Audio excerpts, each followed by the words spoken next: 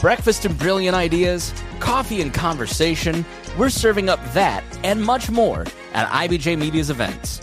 Join us at an upcoming event and kickstart your day with fresh ideas and new connections.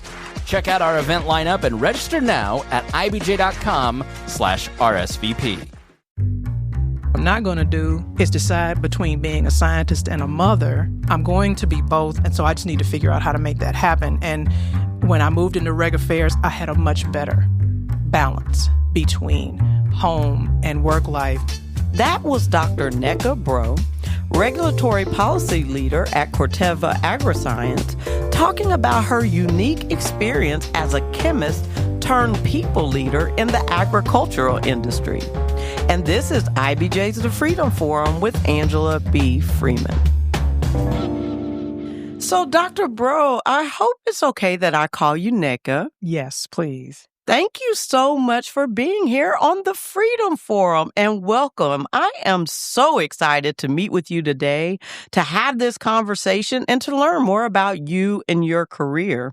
But before we get started, will you please tell our listeners a bit about you, your educational and professional background, and any other factors that have led to you becoming a regulatory policy leader at Corteva Agriscience? Absolutely. And thank you first and foremost for having me here. I am honored by the invitation as much as the opportunity. This is the very first time I've ever done a podcast. Yay! And as I was sharing with you earlier, I understand that this is a milestone for you in that this is your 50th episode. Yeah. And earlier this spring, I celebrated my 50th birthday. Yay! So. 50 is a great number. It is indeed.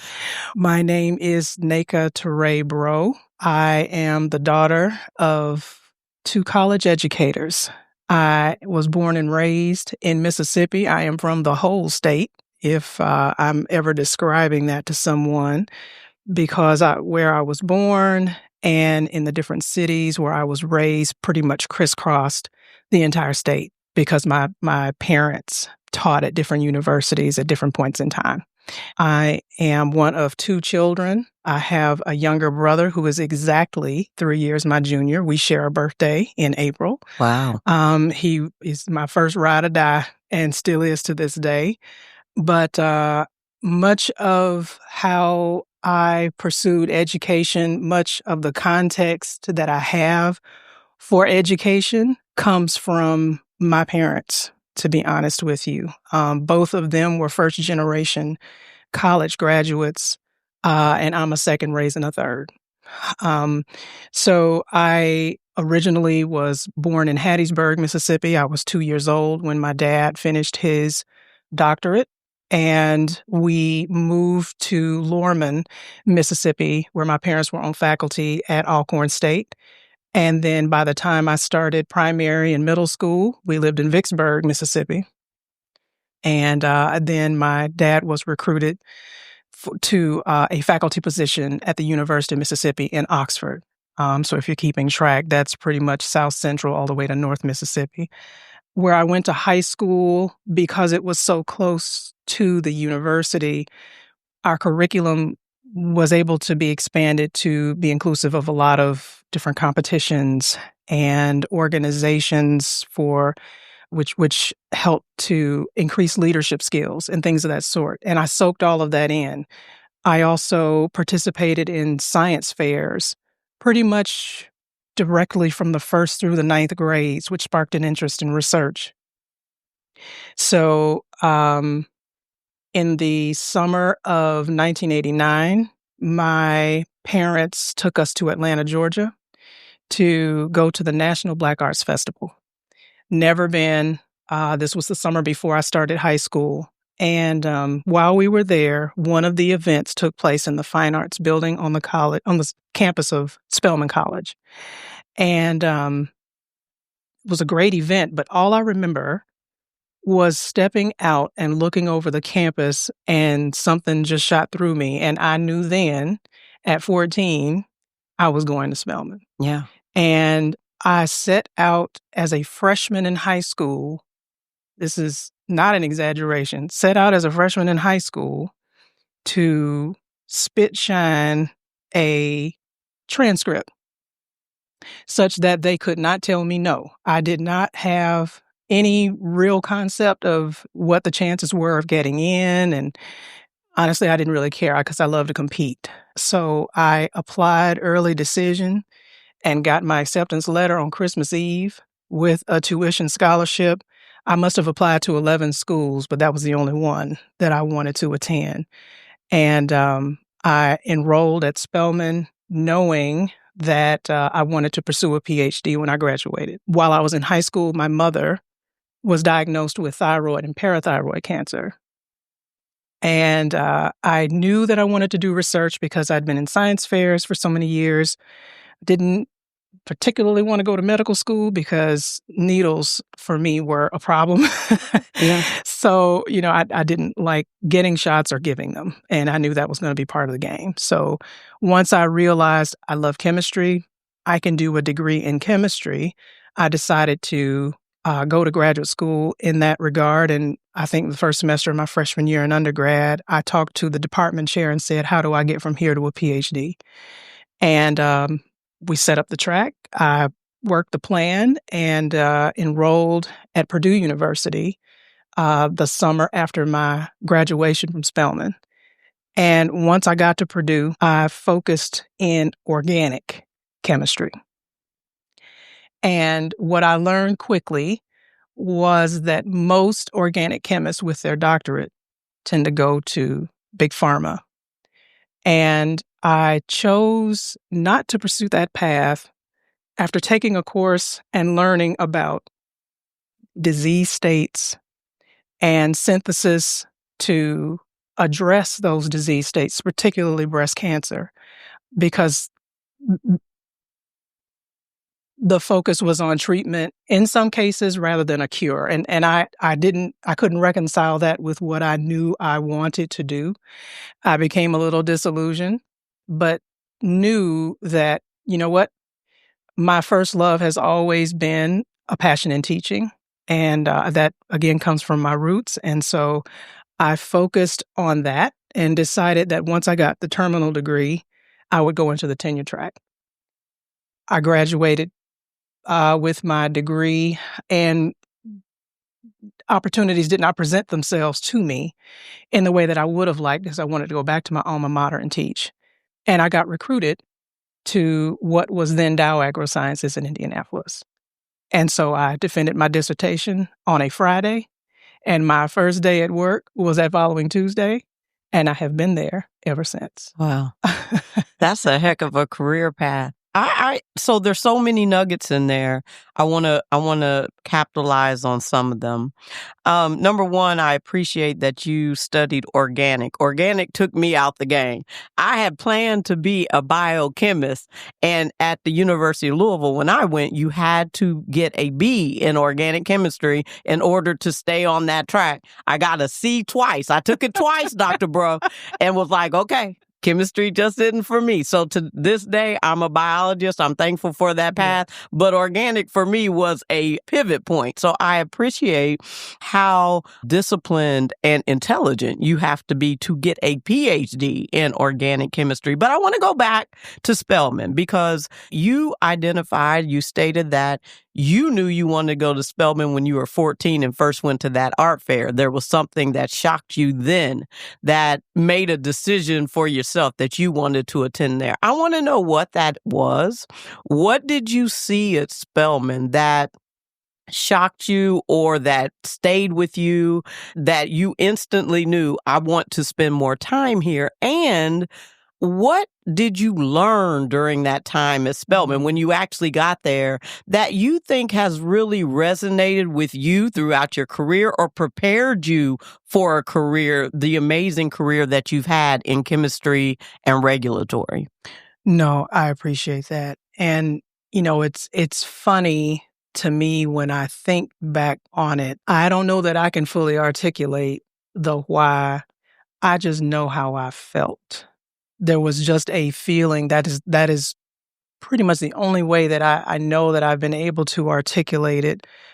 It was a knowing. It was a very real knowing. It's 2 states away, and it was the first time I'd ever been on the campus. I was 14, so relatively young. I honestly, to this day, don't know any other way to describe it other than a knowing. But I'll take a quick step back and just say that going to an HBCU for me in general, and then I'll get to Spelman specifically, going to an HBCU in general for me is a family thing. My parents graduated in the class of 1969 from Tougaloo College in Tougaloo, Mississippi. They had siblings who attended various HBCUs in the state of Mississippi. My parents taught at HBCUs in the state of Mississippi. I went to kindergarten living in faculty housing on the campus of Alcorn State. So that attending an historically Black college and university was literally part of my existence. It was normalized for me. It wasn't a matter of if, it was where.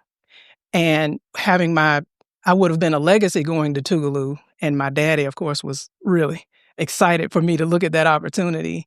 And I don't know if it was because I wanted him to think about putting gas in his car before driving to see me. I don't know. Or it's really hard to say no to Atlanta, which in itself is such a vibe. But for me, it just had to be Spelman. And my brother is a 2000 graduate of Morehouse College. I married a man who graduated in the class of 97 at Alabama A&M University. I have a daughter who is a sophomore at Howard University. And I can't imagine what not having an HBCU experience would have been for me. Yeah. And interestingly, when I got to Spelman, I met 5 other women who to this day are still like blood sisters to me.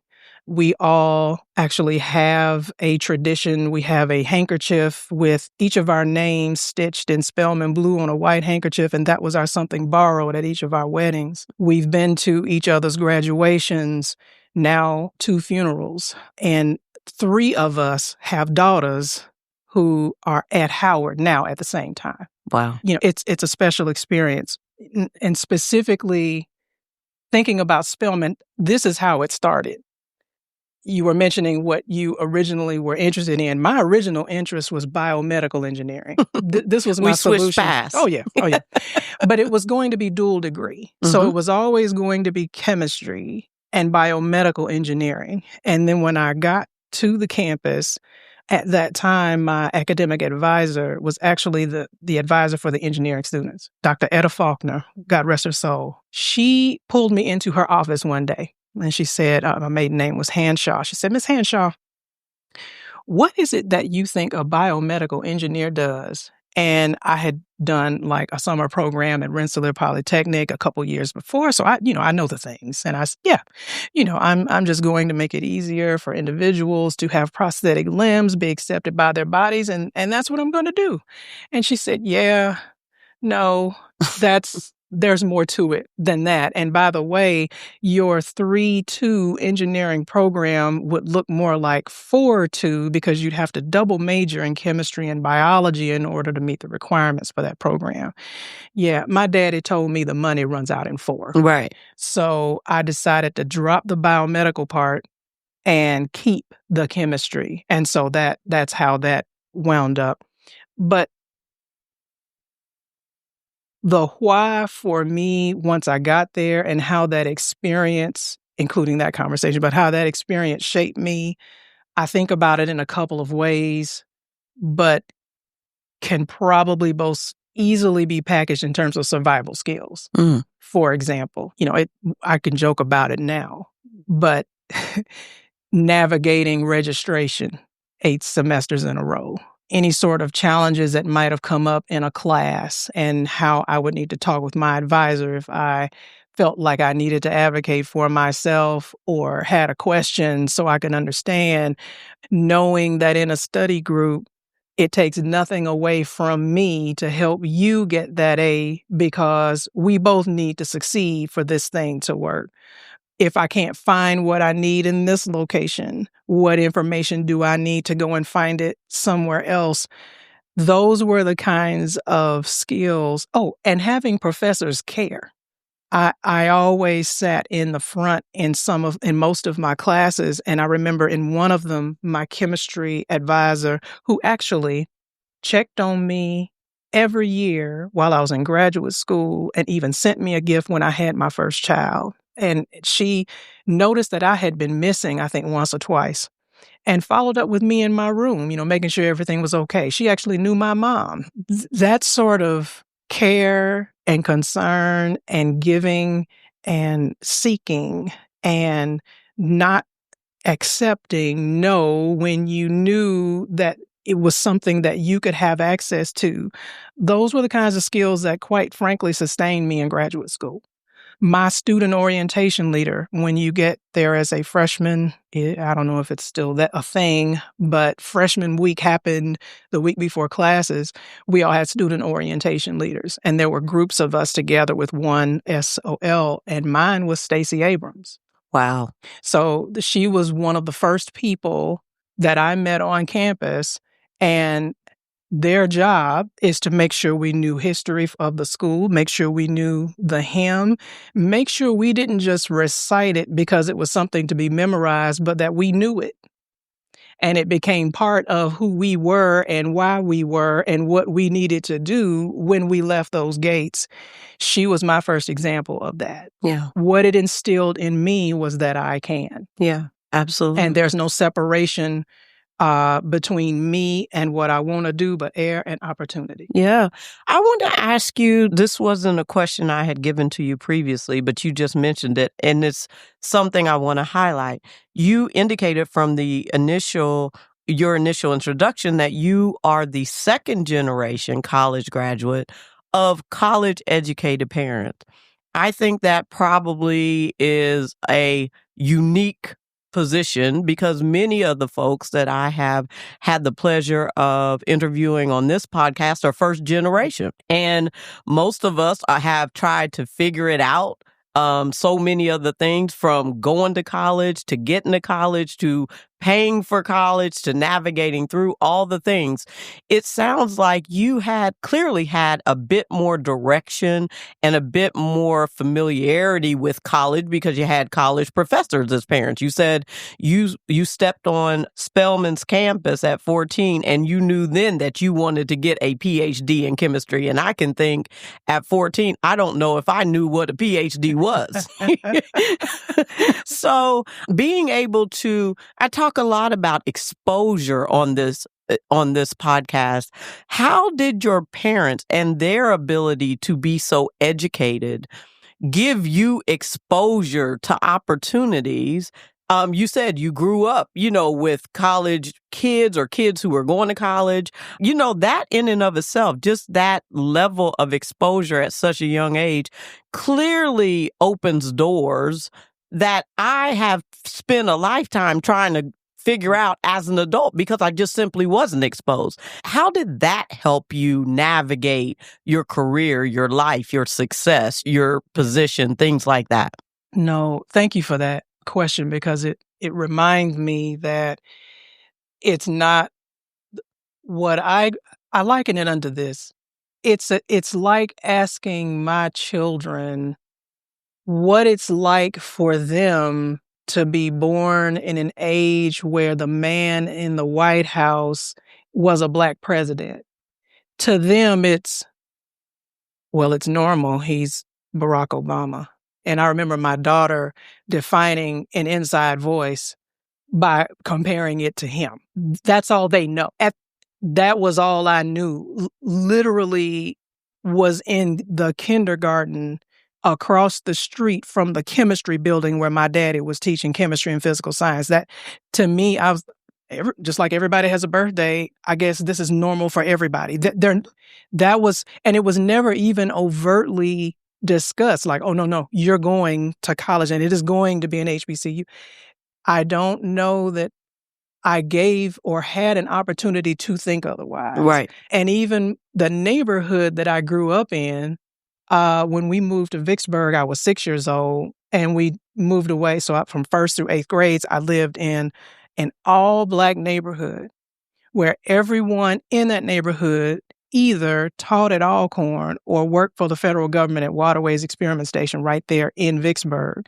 So I grew up with kids whose parents did what my parents did. Right. So it was very normal and expected, but not said. Right. It was understood, but not said. Now, contrast that with my husband's experience, for example. He is a first generation college graduate, the first in his family to receive a college degree. And he and I are both very proud of that. And his pathway to college graduation wasn't necessarily a straight line. And he even uses that in discussions to motivate and otherwise encourage young adults who are experiencing the same thing. Sure. You know, his education started out as at a PWI, and he had to withdraw for a time. And it was a friend of his, a childhood friend of his, who was also a student at Alabama A&M and took him there with him. He said he got to that campus, enrolled, and then sent in his application, got accepted, and enrolled for fall classes. And that's where he graduated. And he talks about how that changed his life to this day. And so I have to admit that it's a part of the fabric of who I am because of very likely the vision and determination that my parents had. My mother, for instance, was born and raised in Starkville, Mississippi. You could throw a rock and it would hit the president's house at Mississippi State. My mother, at the time she graduated high school, that was 1965. That was the first year Mississippi State integrated. Wow. The first year. She would have been in the first class at Mississippi State with both Black and white students. And she talked to me. She tells a story all the time about how one of the recruiters came to my granddaddy's house to try and talk them into allowing her to do that. And suffice it to say, my granddaddy said that that's not going to happen for a variety of reasons. And she chose to go to Tougaloo. And she is so glad that she did. And then later came back and became the first Black woman to be tenured in the English department in Mississippi State's history. Wow, that's amazing. And by the time before she passed was a professor emerita. But even my granddaddy knew that my mother needed a different grounding, and Tougaloo was going to be the place for that. But even as you tell us that history, some people think these things happened so long ago. This is your lifetime and my lifetime that we're talking about Mississippi State integrating. I come from a small town in Kentucky called Berea, Kentucky, which was also the first college in the South, or certainly in the state of Kentucky, to integrate. These are all within our lifetimes, right? Like this is not, people tend to think all these things happened so many years and decades and generations ago. But so many of these folks are still with us today. Yeah, and I'm going to bring it even closer to home for you. When I defended my dissertation at Purdue University, it was March of 2003. I was the third African-American woman in the organic division in the chemistry department to do that. Ever. The second one defended 2 weeks before me, and the first one 2 years before us. That was in 2001, and the school has been there for how long? Absolutely. Right? And so, the chemistry department has 5 divisions. Organic is one of them. We were the first 3. Yeah, but people seem so shocked by that. That doesn't surprise me at all. But people would be shocked to know that, right? Yes. Because they just assume that those barriers are still being broken day after day after day. We hear you're the first this, first that, first whatever. I mean, that, to your point, I'm the second African-American capital partner at my law firm. We've been there 85 years. We're celebrating our 85th birthday this year. Like, those barriers are still being broken. So let's talk about Purdue, because you got your Ph.D. there in chemistry. You had indicated that when you went to Spelman, you knew you wanted to get a Ph.D. But did you know when you got your Ph.D. in chemistry exactly what your career goals were with that Ph.D.? What did you think you were going to do? What did you anticipate you wanted to do? And then what did you actually end up doing? I love that. What's even funnier about that question is I didn't even know I was going to Purdue. So let's even start there. My whole vision for the things was Nneka was going to graduate from Spelman with a degree in chemistry and go straight for her PhD. The where, we didn't know. And, this is the part where my ability to take standardized tests, I never thought I was the brightest student on paper if you only judge me by standardized test scores. I didn't know what the GRE was going to open up for me in terms of opportunity. So Purdue found me. They had a historically Black institution recruiting program, HBI. Dr. Dwight Lewis, who is now deceased, but Dwight Lewis ran that program for many, many years. And the mission was simple: identify HBCUs in the country and let them be feeders to any of the graduate programs that Purdue had. And when they came to Spelman, I had an opportunity to meet a graduate professor and work in his lab, and the rest is history. Now, by the time I left Spelman, my goals were come back and teach at Spelman with the terminal degree as a tenured professor. So get the terminal degree, come in, tenure track, be a tenured professor, and retire with chalk between my fingers. When I got to Purdue, as I said a little bit earlier, oh, okay, people get PhDs in organic to work for big pharma. Okay, maybe that's a thing. I don't know that I necessarily want to do that. And then I started to think about whether or not I really, really wanted to run my own lab. Not really. Right. I mean, my parents both work for all intents and purposes, because, Mama retired from Mississippi State. My dad retired from University of Mississippi at Research One institutions, publish or perish, and they thrived on it. Yep. Thrived on it. I don't know that I wanted my career to look like that. Yes. I rather was passionate about tutoring and supporting learning and helping. I actually wanted to open my own tutoring agency. That's something that I did actually when I was 14. That was the very first source of income that I had besides babysitting. I convinced, in the city of Oxford, one of the councilmen to allow me into one of the buildings in the city on Saturday mornings between 9 and 12 for me to tutor elementary age children in reading and mathematics. And I charged their parents a modest fee, and that was how I started to make money before I turned 16 and could legally do it. But we'll talk about that another day. So I wanted to do more of that. I had this idea for study skills and cross-curricular learning, and thrived on moving someone from the question mark and the cloud of confusion to the light bulb. Like, that woke me up in the morning. I wanted to do more of that. And by the time I got to grad school, saw the push toward pharma, took that course, which really kind of taught me what that pharmaceutical research was probably going to be like. I decided maybe that's not necessarily what I want to do. Let me just focus on the teaching part. The teaching opportunities for tenure track by the time I was graduating weren't really there. They had teaching postdocs. And honestly, I had been poor for all 5 years of grad school. And was over it. I was done. Yes. And I but on the other hand, I didn't necessarily want to run into the arms of a corporate job, because I was told to be successful in that realm, I needed a postdoc. Yeah. Again, poor. So I felt stuck. I honestly did not know that 65 miles south of Purdue, the Dow Chemical Company had a presence in ag.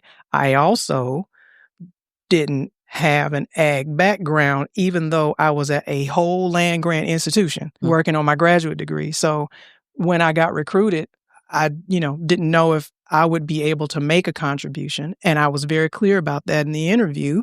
And I said, I don't have an ag background. I have a chemistry background, and I don't have a postdoc, but I can help support the projects that you have. And the gentleman told me, he said, that's what we need you to do. And anything else you can learn from there. But I started this journey to go back and teach at my alma mater. And even though I got recruited in in ag, which is now Corteva, but got recruited in ag to do bench chemistry, I figured out after I left the lab side of R&D and went to the business side of R&D into regulatory affairs, you know what? This still is an opportunity for me to flex the teaching muscle, because at any point in time, I have to make a case for the commercial business. I have to make a case for the regulatory authorities, either at the federal or the state level. I have to make a case to the legal side, or even to my leaders, why this science makes good politics. Yeah. Because that's where regulatory affairs lives, at the intersection of science and politics. What I hear from that's so amazing, because I have lived that life of being in the lab, trying to figure out what real career options there were. I was in Louisville, Kentucky, had no idea there was this huge pharma company, Eli Lilly and Company, right down the street. Knew nothing about it, never heard of it, anything. I also appreciate that the opportunity that Purdue came to Spelman to recruit you. I think that's important, because so many times we hear employers saying, we can't find diverse candidates. We can't find. And the reality is, you may not find them. You're going to have to go look for them. They being us, oftentimes don't know you exist in order to come find you. So the idea that Purdue was doing such outreach to HBCUs back in the day is really impressive, because that was certainly before it was the thing to do, or it was considered necessary to do, to literally recruit diverse talent to some of these predominantly white institutions, or PWIs as they're known. So that's really good information. I want to ask you about being in STEM generally, because I talk a lot on this show about just being in male-dominated fields, and frankly, that's almost every field. But STEM is its own beast because there are so few women. We know that women fall out of STEM so early. I have been in STEM my whole life, had a very similar path as you, except I decided not to go the Ph.D. route and to get my master's, go into pharma, go into research, and then from there did a pivot into law. But during my time as a lawyer and as a scientist, I was on the board of a local organization called Women in High Tech, which is all about promoting and encouraging women to stay in STEM. It shocked me during my time there to learn that women often fall out of STEM career paths or STEM academic paths as early as middle school.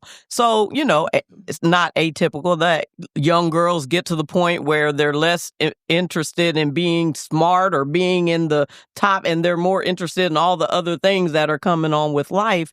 And so they often fall out, or they identified that it's male dominated. They're the only woman, or one of few women, which has been my career path. As long as I've known it, I know it's been your career path. We don't even have to have that conversation for me to know that's been the case. So, oftentimes young girls get tired of being the only girl in the class, or the only girl on that path, or the only one, particularly if you're a diverse girl, and they fall out. That's not the cool thing to do. And certainly is not the easy thing to do. STEM never gets easy. Like, it's always hard. What I want to know from you is, what empowered you, enabled you, encouraged you to stay the course of STEM when you were the only young woman or the only young Black woman in your college classes, and maybe not Spelman, because we understand Spelman is its own unique thing. But I know there had to be a couple classes in Purdue that you were the only one, particularly when you say you're the only second or third female to ever get a Ph.D. in organic chemistry. Yeah. What allowed you to stay the course? What encouraged you when those times got tight or challenging that really, empowered you to stay the path, to fight through the imposter syndrome, the challenges, I'm the only one? Because that's often, it's not that we're not smart enough. We're just tired of being the only one that looks like us or is like us. What allowed you to go the distance in chemistry, even through some of those challenging times? Here's the part where I need to give a shout out to my daddy. I was 2 years old when my dad got his doctorate. In his background, his bachelor's degree is in chemistry, but his master's and PhD are in science education, curriculum and instruction, secondary ed. So he taught people how to be high school science teachers. Right. My chemistry teacher, my sophomore year, was his student. So he would be in the back of the room filming her, and it was always a weird situation. But I tell that story because it was my dad who was my first example of a science fair geek. And when I was in the first grade and they had a science fair, that was out, like we bonded over that. And it turned me into a junkie for research when I realized, when he told me that if I had a question, I could design an experiment to answer it. Like I was done, right? Problem solving is something that I get up every day to do. So he and I, for years, did that together. And my first example of what a girl could do in science was taught to me by my daddy. Right. He was the first man to validate me in that area. So fast forward to when I get to middle school, this actually happened to me in the 7th grade. Science fairs became optional. And I remember walking in to my science class with a project, and 2 of my little friends at the time looked upside my head like, "Why are you doing this? That's for boys." Like, that's a direct quote. And I actually looked at them like, what? I honestly didn't even know how to place that, because I was never told that. I was never told that I had a limit to what I could do or what I could conceive of doing because I was a girl. Right. And that started long before I ever met them. And I'm glad that happened. I mean, it was affirmed, obviously, once I got to Spelman, because everybody around me was doing the things, math majors, physics, right, political science, whatever you chose in any combination. But then when I got to Purdue, in my incoming class, I was one of 2 in a class of 60. Every year they admitted 60 graduate students to the chemistry department program. Again, there are 5 sub-disciplines or 5 focus areas, but I was one of 2 women, and the other one, I think, ended up finishing with a master's degree. She started out in the PhD program, but then chose to end the program sooner. By the time I got to Dow, this was now spring of 2003, I was the only African-American PhD, male or female, in the building, in the entire R&D building in Indianapolis, Indiana. I knew that meant for me, it was important that, first of all, I do well to represent me, but that I also had a responsibility to cultivate more of me. And having been a part of the African American Network, what was then called the African American Network at Dow AgriSciences, I was actually part of a team who was tasked to determine how to make more of me, so to speak. Right. And that was the conversation. Go where they are. Go where they are. We're not in school in the Midwest most of the time. If you want fertile ground, there are land grant institutions that are also historically Black colleges where studying ag is a thing. Yeah. And if you can intentionally develop relationships with these institutions, if you can intentionally create an environment where having summer internships or having co-op opportunities or, funding or partnering with a lab that is there to engender sort of a pipeline, you'll find us. NOBASHE. That's Absolutely. actually NOBASHE, the National Organization for the Professional Advancement of Black Chemists and Black Chemical Engineers. Like, it's in the name. That's how I found my way to Indianapolis. There was a gentleman who was at a NOBASHE conference in 2002 that I met who told me, you should come down to Indianapolis. I thought the only thing here was Lilly, actually. And he was invited for an interview, and the rest is history. But had he not been in that place at that time, I would have missed that opportunity. And so would the company, right? Yeah. And I told him, I said, if partnering with a university and partnering with an organization that does nothing but foster success, professional success, and educational success for others who have walked the same path that I have, if you don't do anything else, examine what your mission is for wanting to diversify the voices around the table, because we're here. We're out here. Yeah, absolutely. We're out here.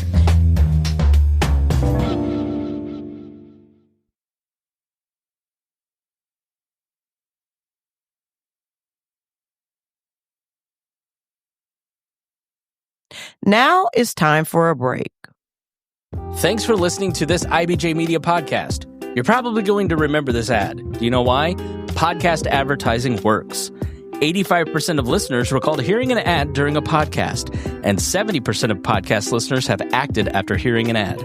So whether you're looking to be heard across the entire IBJ Media Podcast Network, sponsor one of our shows, or just start with a 30-second ad, IBJ Media can help. Contact advertise@ibj.com to learn more. We're back with Dr. Nneka Breaux, Regulatory Policy Leader at Corteva Agriscience, on this 50th episode of IBJ's The Freedom Forum with Angela B. Freeman. Yeah, so I am very familiar with NOBASHE. My very good colleague, Dr. Paul Ardafio at Lilly has run that program for 1,000 years. I assume he still does, but I don't know that. But I fully appreciate. I remember when Lilly had their HBCU outreach program, and I think they kind of stifled it for a while. But I know one of my good colleagues who's still there. That's her role now in chemistry. Mm-hmm. She's a Ph.D. organic chemist, and her role now is to travel to HBCUs and recruit, just like they did with you. Mm-hmm. So clearly, part of ensuring that any academic organization, corporate organization, etc., has diverse talent is not just waiting for diverse talent to apply to your organization, but seeking diverse talent where they are. Corteva or Dow did that, Lilly did that, and they have been very successful at that. So beyond that, I would ask you, what advice would you give or would you request from businesses, corporate leaders, et cetera, in our community to continue to recruit, attract women or diverse talent that often get pushed out of STEM too early, to make sure that they stay on that path, that they know what opportunities actually are available? Because like you, I got to 5 years grad school, was like, okay, I've done academics. I have to start making some money. At some point, you get over all the degrees and are like, these degrees have to cash in at some point and start giving me an opportunity to make a living and start living a real life. So what would you offer, or what have you instituted or suggested even at Corteva to ensure that our Indiana businesses are looking for opportunities potentially outside of Indiana to continue recruiting diverse talent to this city and state? Yeah, no, that's a great question. And at least for me, the answer tends to be some version of just show up. Show up. Show up for the folks already in the building. I think having affinity groups is important. Yes. Representation matters. People say that, but for me, I've lived why that's important. Show up in terms of not only strategically placing opportunities for mentoring, but also advocacy. Yeah. Have an openness to having someone in the room speak on your behalf when you can't be at that table, and then listen. So show up in a way that allows for professional growth into leadership positions, not just lateral positions, but leadership positions, but also show up outside the building. Many times we do seek sponsorships and representatives for panels and coming to a university or coming to a conference like Novachet, and be consistent with that. Have an invested interest in being present and available for folks who want to know what your value proposition is as a business and why it's important for your customer base to have employees that reflect those values. I'm in the business of ag, and it's funny to me, or funny as in interesting to me, that I grow nothing. Okay. That's what the grocery store is for. But my mother and her mother before her would have gardens, multiple vegetable gardens. My mother would grow the strawberries that she put in her cereal. She would grow the roses put together in a vase to give to a friend who might need a pick-me-up. Her mother would have 2 and 3 vegetable gardens growing. Of course, she had 9 kids, so I don't blame her for that. But I acknowledge the fact that saying that you're an ag for some people in some circles might not be as sexy as saying that, you work for a different business in a different sector. But for me, having the opportunity to contribute to what can feed the world, that's important. Also, I'm a foodie, so it's a little self-preservation in that as well. But understand that the constituency that you represent as a business, you need to reflect that in your personnel. Because I'll be honest with you, when I interviewed back in, I guess it was 2002 at this point, when I interviewed with the company, they gave me a day and a half worth of an agenda. And when the person in HR called me and said, okay, well, did you have any special requests? I said, I only have one. I want to have lunch with a network of African-American employees. And they set me up on an extended lunch with a group of people who at that time led the African-American network. I think there were about a dozen people who were able to make that lunch. That was important to me. I know the science. I can talk with you about that all day. But when I step out into the hallway out of my office, are people talking to each other? More to the point, will they be talking to me? Will they be listening to me? I needed to know that. I needed to see that. What was the real deal with regard to the culture, right? Because HR is going to tell you what they need you to know to sell the deal, right? That is correct. But yeah, I need to speak to some people who've been around a while, who know the real deal with regard to what is the culture here. Will I truly be in a position to make the impact that I'm coming to make? Or will that get overrode with some kind of, culture that's unseen, unheard, but is absolutely living and valid? Yeah. And those are the conversations that people need to know. Absolutely. Well, and because, again, I was just finishing a program at Purdue where if I was standing in front of a vending machine, when, this is not if, it's not a hypothetical. When I was standing in front of a vending machine, I wanted some chips and a drink, okay? And I'm standing in front of the vending machine, and as I'm standing there, one of the other guys who was in the analytical division, he had come downstairs to the same machine. So now we're standing there. And one of the sisters who was in the lab, the door right behind me, we all just happened to converge on the same spot at the same time talking. And as we're standing there, one of the professors who was in one of the divisions, who was not a diverse professor, walks by and says, "Oh, what are you guys doing? Planning a revolution?" Legitimately, I'm getting a soda and some chips. I didn't want to work for that. You see what I'm saying? Absolutely. I didn't want to go to a place where when I walked in the copy room, I'm called the wrong name, and the name that I'm called was a sister who was petite and much fairer skinned than I, and we don't look alike. Right. And the answer that I was given when I made the correction, "No, I'm not her, I'm Nneka," the response was, "Oh, well, you should come by here more often.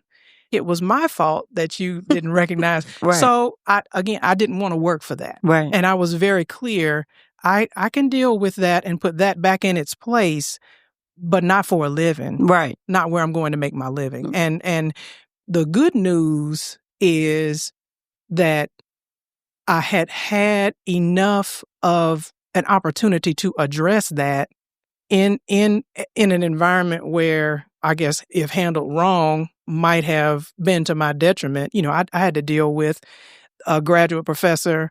I had worked for him. The program was designed for you to take 2 years worth of courses, spend that same 2 years generating research, and then you do your written exam, you do your oral exam, and then you advance to candidacy. The professor that I had worked for the first year and a half, I will say, at the year and a half mark, so just one more semester to go, he asked me to leave his lab, partly because one of the guys in the lab had actually threatened me. I don't remember why, but had threatened my person. And when I reported it, he chose him over me. And he sent me a letter. He asked me to leave his lab, and the same day that I handed the professor back his keys, he handed me a letter letting me know I had completed my written cumulative exams a full semester early. And I handed him the keys and I thanked him for the opportunity. And he said, "Well, I think I owe you a congratulations for completing your exams on time." And so now I'm stuck. Do I leave with a master's degree? I don't have a lab home. I walked down the hall and talked to another professor whose research I had been watching from afar. He accepted me in his lab on site. He ended up being the one to sign my dissertation. And that first professor, who, excuse me, now also has to call me Dr. Breaux. Right. So I knew I had been through that. I had been through a valley experience, if you will. And I was not going to try that same path as a professional. Yeah. So that it meant a lot to me, the openness that, and Dow has a strong history with Novache and others. I'll also add that. I knew I could see Dow coming before that, through the experience of others. And they lived that. Part of the reason that I stayed with the company for so long, because it was part of what they were about and still are about. Even though we are now Corteva, I will admit, merging with DuPont was an interesting journey for me too, because the first job that my daddy had out of undergraduate school, he got recruited to DuPont, and my parents lived in Delaware for about 4 years. So I told my dad I started working for Dow only to start working for DuPont. So once we became Corteva, for me, it was just a continuation of a journey, and the people, the mission, and the opportunities for leadership is what kept me there. Yeah. For so long. So I want to ask you about your role, specifically regulatory policy manager. Sounds sexy, but I don't know what that means. And I'm going to assume that other people don't necessarily know what that means. And I want to put it in the context of, clearly you are a diehard and technically strong chemical leader. You know chemistry, got that.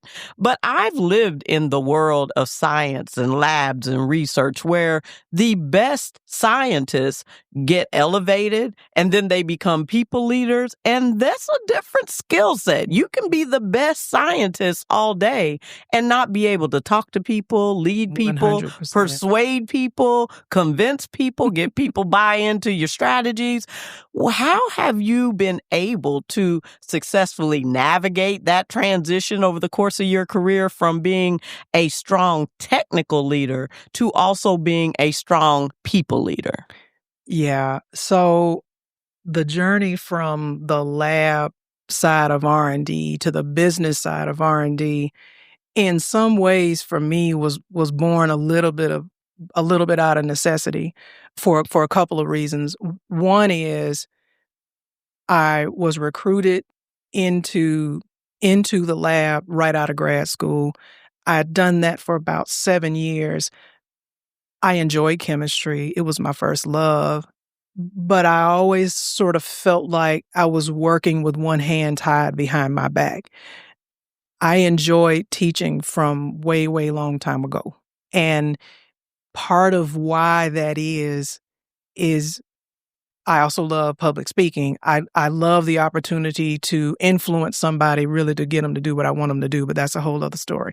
Right. So being able to distill something complex into something simpler, given the audience, so they can understand and have the context. If I took off my glasses and put them on their face, they could see another perspective. Yeah. And maybe consider making a decision based on that perspective. Or if we disagree, at least we can find where we meet in common and then figure out how we can solve a problem from there. I enjoyed that all day. And when I talked to my leader about a career change, I thought to myself, well, I don't know what I don't know. I've only ever been studying chemistry since I was 15. What else is there? And so he would ask me not just about my skills, to your point, but what also were my interests. And I talked about my passion for teaching. I talked about my passion for communication in the written and oral form. I talked about opportunities to help individuals understand complex ideas, because being the child of teachers is gruesome. Because if you have a question, they just give you another source to read to try and understand. They're not giving you the answer. Right, they want you to find it and then go back and tell them what you found. I had the ability to explain something 2 and sometimes 3 different ways until I could reach how you enter the world and understanding. So once I learned that regulatory affairs was a thing, I didn't have to go back to school to study it. I started working in that field in 2010 and had to learn a whole new language and learn new aspects of the product portfolio.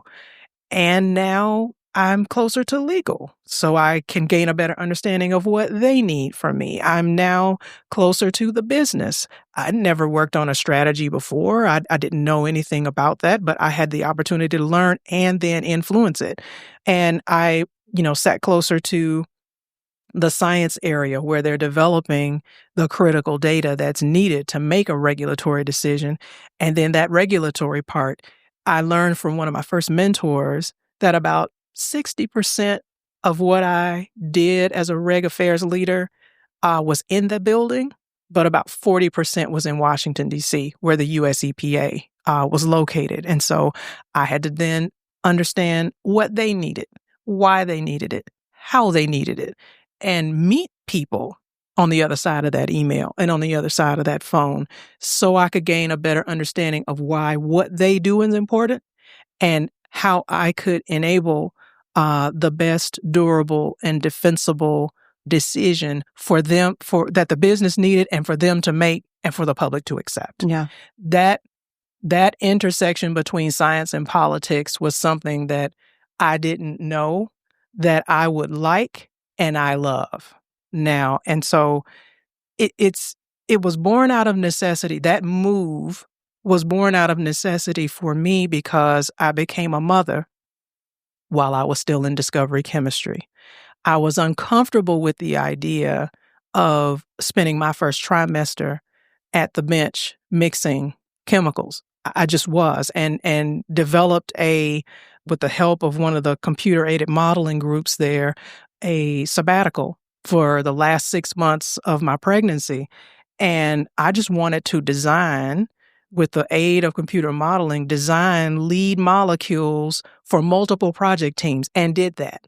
Did it well. And I still was not, at the end of that year, I still was not consensed against my peers, I thought fairly, because I wasn't in the lab and they were. So I said, you know what I'm not going to do is decide between being a scientist and a mother. I'm going to be both. And so I just need to figure out how to make that happen. And when I moved into reg affairs, I had a much better balance between home and work life. And, I'll be honest as well. My husband has always been a very, very strong support, always, from the beginning. And, achieving a balance between being a wife and a mom is an everyday sort of choice, an everyday thing. But becoming a people leader was something that I knew I had his support with, but needed to make sure that as I'm balancing the time that I need for people in the organization, I was still present and available for my family too. I had great examples in the building of how to do it well. I had my own leaders to look to for how to do it well. And people leadership for me happened actually close to the time that we merged with DuPont, to be honest with you. Leading teams is fun for me because I get to see where other people now have the opportunity to grow, given the delegated responsibility or creating a responsibility because it uniquely fits their interests and skills. So I was essentially replicating what my leader had done for me. He believed in the fact that if I said I was going to do it, or at least try, that I would.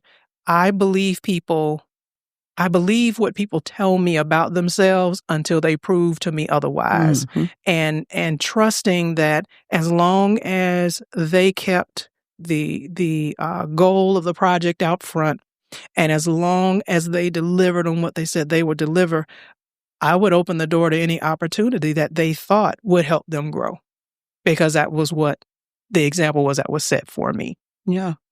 What I want to know, you've grown through leadership, you've grown through academic challenges and significant academic goals and career goals, but you are a woman of color and you were in a position, again, in many respects, to be one of the only one or one of few throughout your career. You sound like you have had a terribly successful and satisfying career.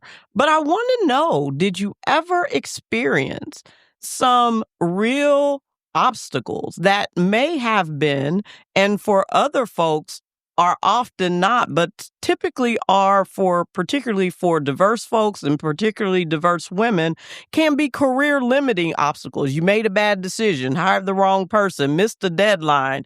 Have you experienced challenges along that career ascension that had you shook for a moment, or had you concerned, or had you really questioning, is this the path I'm supposed to be going versus another path? Have you had any experiences like that really made you question if you were doing what you were supposed to be doing? And if so, how did you navigate that? How did you work through it and get to the other side where clearly you still stayed in your role, stayed in your career, so it didn't drive you away as it does so many women in STEM? But how did you get through that? I absolutely had something happen. I started in April Fool's Day of 2003. By the time we got to 2007, so this was inside of my first 5 years, I was given a project by my leader at the time, given a project to work on where we needed to find analogs or molecules similar to one that had lead properties, find some analogs, and as a team, we divvied up the routes that we were going to take. I'll take this chunk over here or this chunk over there. And for months, no matter what I tried, no matter the angles I used, literature searches, there were a couple of teams that were set up within and adjacent to our department that were designed to help solve some complex synthetic problems. Nothing was working. Now, it wasn't the only thing that I was working on, but it was probably one of the major things that I was working on. And, in industry, of course, you fail quickly. You want to fail quickly and try something new, but nothing was panning out. And it was sort of understood, this concept of 100 compounds in a bottle, new compounds in a bottle. You're constantly, the grind is to constantly make something that no one has ever made in the chemical space, because that's where the company can get its bread and butter, right? Patenting something new. And nothing was working. And each time that I would go to my leader and say, listen, I'm hitting a wall. I'm hitting a real wall. I think I need something complementary to this project because I'm just not getting to where I think I need to be. He wouldn't change it. He wouldn't change the direction. He wouldn't hear me or the 2 or 3 other teams that I was working with. It wouldn't change. And by the time I got to the end of that year and wrote up my outcomes for the year, my expected results, I ended up, because you write them up late in 2007, but you don't find out the result until the beginning of the next year. Yeah. And when I came back early that next year, this was 2008 at this point, he tells me that I consensed next to the bottom of my peers. There were, if you think 5 buckets, the top bucket on the far end, the lowest bucket where usually one person sat. And I was in the one just above that. So out of 40 people, I was 39 out of 40. When I tell you that in my life, I've never experienced what I would consider to be failure with a capital F. Yeah. Because that's just not how I'm wired. And I was completely devastated. And lots of things were running through my mind. First and foremost, how do I possibly come back from this? Is my job. Right. This isn't school. This isn't a class. This is how I make a living. 1. 2, does that mean that I don't have what it takes? Have I been, I can say this kind of stuff now without crying about it, but there was a long time I couldn't. Yeah. I compete, I win, and I move to the next thing to rinse and repeat. I didn't know where to put this. And, at different stages in my life, I moved from doing this because Nneka said so to being allowed to do this because a committee said so, or being allowed to do this because a leader said so. And even that energy took something out of me. And so now here I am on a PIP, on a professional improvement plan that if I didn't improve my performance by the end of 2008, I was going to get that pink slip. Yeah. Okay.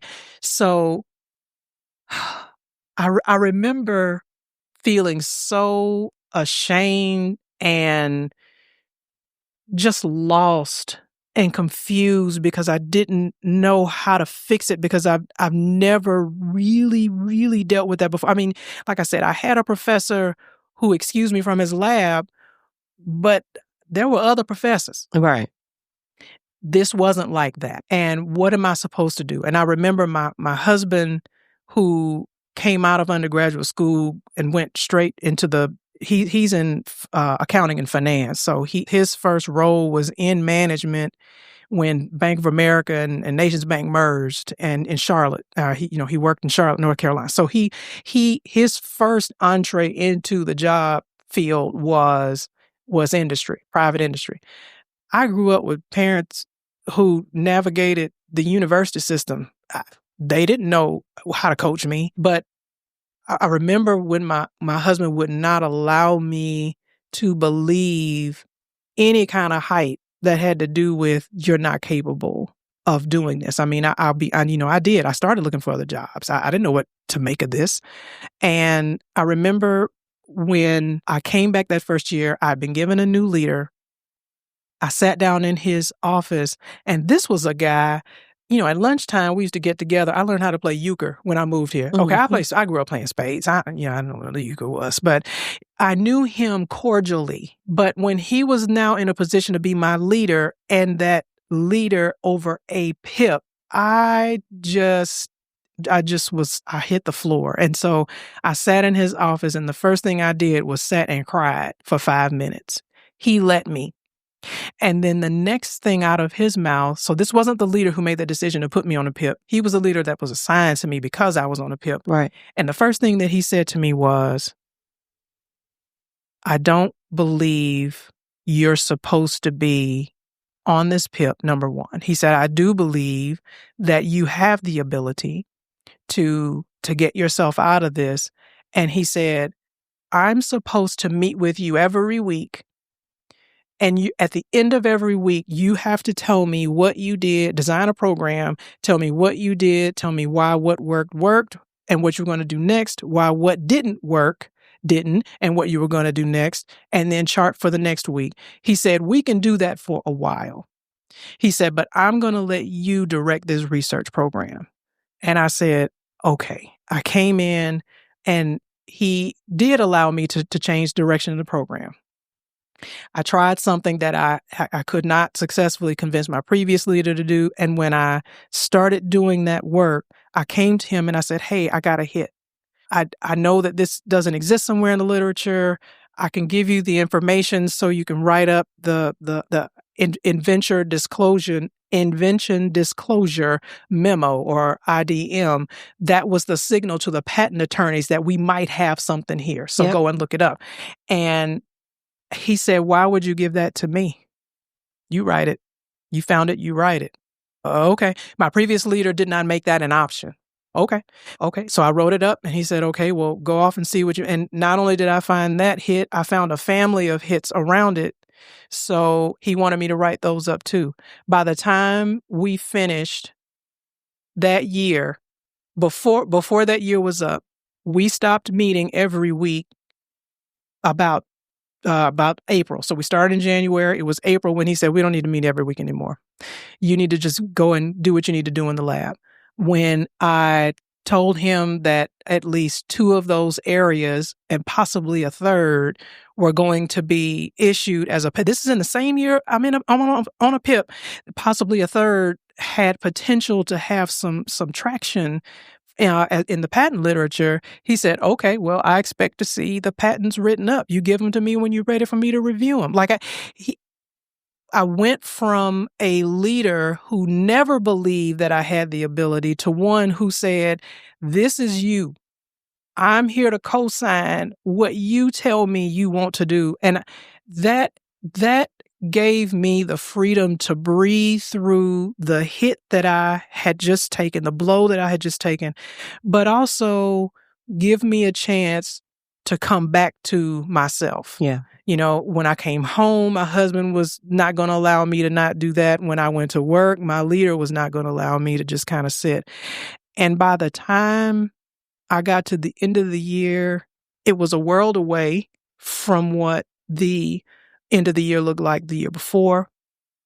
And each of those patents, those 3, did get issued. And one or 2 of them has my name as the first author. And that previous leader had to see that. Now, fast forward, I don't know, 4, 5 years, maybe more. I was now in regulatory affairs, and I was asked to be a part of this program called Lead to Exceed. And I participated the first time through as a learner, enjoyed it so much and benefited from it so much. The committee asked me to come back and this time be a coach. So I helped to lead other people through their process. And you have to be vulnerable in that program and tell a story about yourself that has to do with when you almost didn't. So the story that I just shared with you, I shared with that group. And I remember after telling it, I heard the clapping, and then I made a beeline to the door and cried again. And the leader that I had the year I was on that PIP was in the room. He took me to lunch after that. He's actually deceased now, but he took me to lunch after that and told me that when my previous leader made the decision to put me on that PIP, he did it quoting him, "Let's see what happens." Not because he thought I deserved it, because maybe he did, but it was a what would happen if. Right. And it wasn't, that leader was, I don't know if he was trying to test me. I don't know if, because he was also someone who told me, I needed to be more like that guy over there. And I'm thinking, well, if you're looking at him, you never saw me. Right. But he said those words to him, I wouldn't let her change the direction because I just want to see what she's going to do, putting her through this program. I want to see what she's made of, so to speak. And I was devastated. Mm-hmm. And that's why he said that he refused to treat me like anyone else who would have been on a PIP, because he never believed I should have been there in the first place. Yeah, but those situations, we talk all the time about what was made to break you builds you. Right. That was made to break you. He was trying to see if you was just going to throw up your hand and say, okay, I can't do it, or I don't know how to figure it out. They got me on the performance plan. So I appreciate that nugget from that story. I also appreciate the challenges. So this is something that you probably weren't necessarily trying to convey, but being a very similar A-type, always on a success tip, have been blessed enough not to experience a lot of failure, so it shakes you when it happens. We talk so much about, leaders having an opportunity to fail fast in pharma companies or ag companies, et cetera, fail fast and learning through your failure, learning the lessons that are necessary. But the truth of the matter is there is a segment of folks like yourself and myself who have not experienced a lot of failure. And so when it happens, whether in your personal life, whether in your professional life, however, it shakes you because you have not built the muscle to be able to deal with that.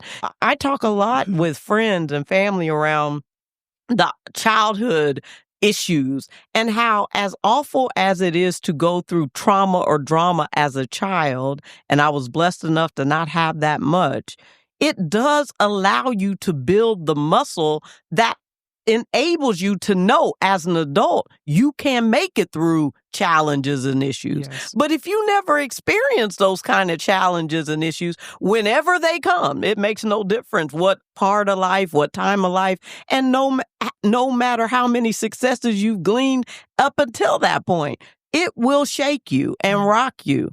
And so I really appreciate you sharing that with us. That's real challenges. And as a chemist and biologist, I fully appreciate that those lab experiments are what they are. They are what they are. Nature, listen, nature is going to do what she's going to do. Absolutely. Like, those aren't things you can just finagle and it comes up right. So when you're hitting a wall over and over and over again, it seems even more out of your control because, you are kind of the orchestrator in it all, but chemistry and biology is going to do what it does. Yes. So I really appreciate you sharing that. I appreciate you being vulnerable enough with me and with your peers at that time, because what I've learned, I've had a similar situation where I shared with my African American network at Lilly some of my challenges and failures, and you never really appreciate how you empower people, how you encourage people, how you sharing your challenges really does allow someone who's going through that valley at that time to know you too will get through this. Trouble don't last always, Right. as I'm sure your grandparents Yes. said, my mom and grandparents say. But that's the beauty of having a little seniority, a little wisdom to be able to look back retrospectively and see those times. And one of the reasons I asked that question to almost all of my guests is because the public sees you as successful. They see whatever status or title or position, but almost all of us have gone through some kind of real challenges. If you've done anything for any period of time, you've experienced those challenges, and how you work through that is important because there are other people who are trying to emulate you and are working through their own challenges as well. So thank you for sharing that. We're getting ready to wrap up soon, but I want to ask you about how you have been able to empower leaders who are coming after you. You had said when you got to Dow, you were the first ever male or female Ph.D. scientist, a Black Ph.D. scientist. How have you been able to make sure that what Kamala say, I may be the first, but won't be the last? How Yes. have you been able to work through your organization to make sure that after such an esteemed and long career, when you finally decide to hang up your chemistry equipment or whatever, that you're not the last, that you have laid a path for others to come and know that they too can be successful because you were? Yes. So going back to some of the earliest things that I can remember my parents saying to me and to my brother, lift as you climb. That's right. Was actually a picture on the wall in the house growing up. And it was the picture of someone, you just saw them reaching down over the top of a wall and somebody's hand very close to theirs reaching up. And that was real, right? I watched and listened to my parents when they, my dad might be on somebody else's dissertation committee, but would be mentoring them as well. So I would watch them mentor others and be involved in others' lives outside the classroom. And for me, teaching and tutoring was an extension of that, but I probably didn't get involved in what I would consider to be mentoring until I got to undergraduate school. And I did a fair amount of tutoring. That's how I was able to make a little money on the side. And understanding that everybody is at a different stage of getting to where they're trying to go. And so were you at one point.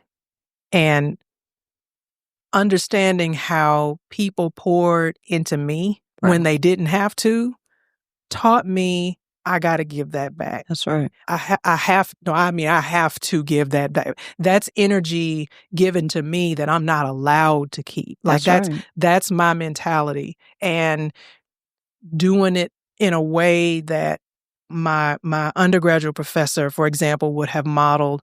Yes, every semester that I was at Spelman, she used to say, my Miss Hanshaw, this is going to be a busy semester for you. She said that 8 times. And yep, it is. And just, sign my ad drop card. Just, we're going to keep it moving. I knew that she cared about me, to be honest with me and be genuine with me, but encouraged me enough to say, all right, this is what we expect. And my expectation is that you're going to carry through and do something with that. When she, after I graduated, called me from time to check on me when I was going through my graduate program, called me when I got married, called me when my first child was born. That taught me I'm a human. She's a human. She cares. So that has to be a part of it too. I have to care. When I was at Purdue, part of the way that I chose to, I was a TA for 3 semesters, but then probably I would say my first 4 years, but my 4th year in graduate school, I probably tutored between the Department of Chemistry and the pharmacy school, something like 12 to 15 hours a week. For me, it was getting to know those young people because, again, for 8 semesters, I taught for 4 semesters. And out of those 4, I was the only Black TA some of those Black undergraduates ever saw. Yeah. And I realized that, yes, I'm her TA, but when she's in the lab and she's the lonely only, and 4 of them are supposed to be working together, but 3 of them are huddled, and she's trying to look in, I probably need to talk to her and help her to understand your education is wrapped up in what they're doing too. But give her a reason to believe that based upon an experience that I may have had. So having an opportunity to mentor them and to share with those students why they're important, why they get to take up space on campus just like everybody else. Modeled that through the Women in Science programs. I participated in Purdue's, it was a graduate school, Women in Science programs, where every month they had a free meal.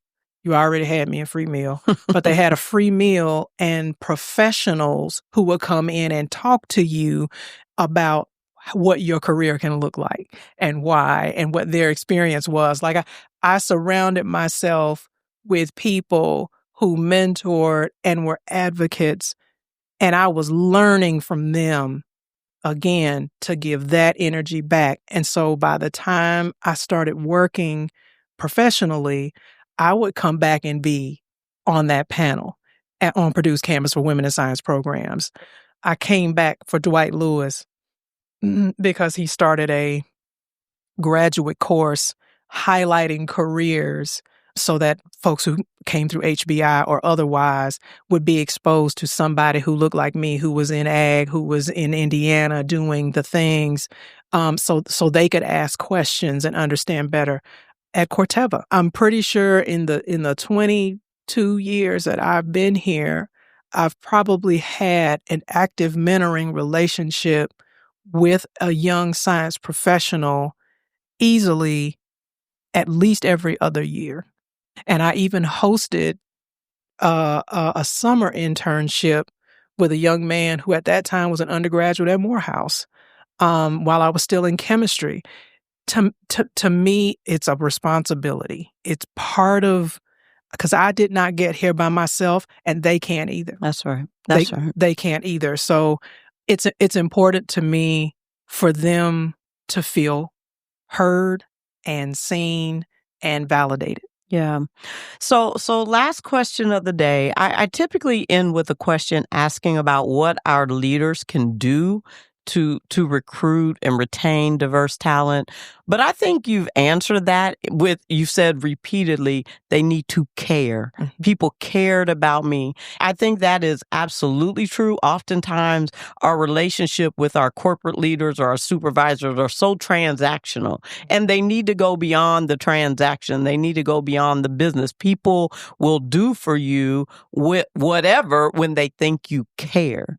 But the last question I will ask you is about your authenticity, the ability for you to have been able to be over the course of these 20 or so years at Corteva, at Purdue, and even at Spelman, your authentic self. When did you, I hear so often from emerging leaders, like it's easy for you to say you've already hit the mountaintop. When did you really begin to feel like you had the freedom, had the audacity, had the comfort in your own being and who you are to truly show up as Nneka Breaux at Corteva, being your authentic self without having to feel the pressure or a burden of carrying something else in order to make other people happy, if that ever was you at any time?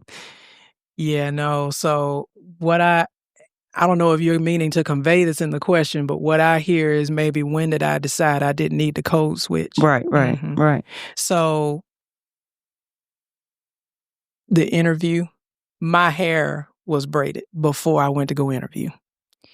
And when I tell you that was a whole conversation with the Black grad students, there were 2 in particular who came to me and said, yeah, you taking those braids out before you go to interview, right? Now, this is in 2003. And I had spent a couple $100s in those braids, and I already told you graduate school had me poor. I was not taking those braids out. Right. And here's the thing. My name is already Nneka. My name is West African. I'm from Mississippi. I'm a country mouse. You already know what it is when you ask me. So if my braids are enough of a deal for you to say no, then I need to know that up front. That's right. So that's number one. I refused. But when I got there, I'm from Mississippi. I can turn the accent on and off because my mother made it so. She, it's was and not was. It's a running joke with my brother and me because she always said there's a time and a place. So I knew what I needed to do. Right. To have a conversation with people for them to understand I did not get here because of how I look. I am here because of how I think. And yes, I can have an intelligent conversation with you technically and otherwise. But I remember it wasn't really when I was in Discovery. It probably was after I made the move into Reg Affairs, and the leader, not the first leader, but the second leader that I had, he insisted on not having an air about him. And there was something about his personality that I just said, you know what? I'm just going to do me. I am comfortable enough in this role. I am not in the lab environment anymore. No one is making me feel like I need to prove something to them. I'm here, and they're just willing to listen to what I say is next. And I just decided I'm just going to try it. I'm going to be more of me in this role. And that was freedom. And the leader that I got after him is the one that I had through COVID. And this gentleman, he's now one of the vice presidents of regulatory and stewardship at our company. And I remember when COVID hit, and it was not long after George Floyd passed, the way that he allowed me to express myself, however I needed to do it, whenever I needed to do it with him, it unlocked a new level of personhood and humanity in a working relationship that I don't know that I've ever experienced. And I'm unwilling to go back. Amen. Right? And that was for me, part of it was his personality. I'll give you that. But as my people leader, he allowed me to take full ownership of who I am and really bring all of me to what was happening around me, to me. Having to tell him, he actually had a meeting. I was on his leadership team, and I was one of, at the time, 2 Black women on his leadership team. Both of us were from Mississippi, right? So a lot of what was going on that summer affected us differently from others, not just because of our color, but because of our upbringing. And I remember explaining to that team, I said, when most of you go out jogging at 5 a.m., you're probably just worried about what time you're going to get back before you can start your day. My husband, who was an avid runner at the time, I said, but when my husband goes out jogging at 5 a.m., I want him back home alive. When my son, who's cute now, goes outside the house, give him 5 years, some height and some build. Absolutely. And when he walks back to our house, I don't want somebody stopping him wondering why he's there, but he lives there. I said, none of you have to wonder what you're going to put on to go to the mall. I do. I don't want to walk into a department store with slides and a jogging suit because I don't want anybody to assume why I'm there other than to purchase something. I'm not there to steal. I'm there to purchase something. And for them, it never crossed their minds. Absolutely. Never crossed their minds. So the fact that he would allow us to kind of express that about ourselves, and he had done that to an extent. Don't get me wrong. It wasn't just COVID that brought that out. I think it was COVID that really kind of, like I said, unlocked that whole other level. But he came into our working relationship demanding that we show up as our authentic selves. Yeah. And I'm not afraid to do that. But I think up to the point that I had that experience, or that I've continued that working relationship with that particular leader, I had been a little guarded about who I allowed in that close to who I actually was, as my mom was saying. Yeah, absolutely. That's so powerful, because so many of us never have the opportunity to have that leader who says, Nneka, it's okay for you to be you, whatever that looks like. Teach me in the process. That is so powerful and so empowering for so many of us. I've been blessed enough to have that experience, but there are so few of us that truly do over the course of a full career, in a successful, well-established, esteemed, respected career, but never feel like they can truly lay the guard down in some capacity. I think that's so powerful. And going back to what can our leaders do? That's it. Be that leader that truly empowers your people to show up as their full selves, as their authentic selves. I am just so riveted by this conversation. I'm so thankful that you came today to talk with me and share your story. I am so pleased to know you. I'm so impressed by you. And I just want to thank you for all that you've done over these last 30 years, being the only one, the one of few, to still be there, to still show up, to still let, folks know what diverse excellence and Black excellence look like in all its many shapes and forms and facets. Thank you for being on this episode, the 50th episode of IBJ's The Freedom Forum. Thank you so much. Thank you for having me. I really appreciate it. Thank you again to Dr. Nneka Breaux, and thanks to you for joining us on this 50th episode of IBJ's The Freedom Forum with Angela B. Freeman. Please come back next month for another conversation about diversity, equity, and inclusion in the Central Indiana business community.